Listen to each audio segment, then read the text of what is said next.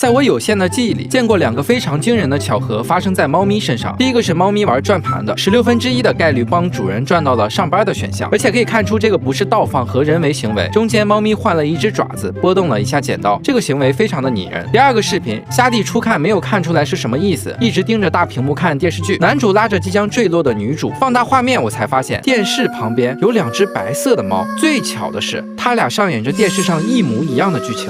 看到这儿，虾弟不禁冒出一身冷汗。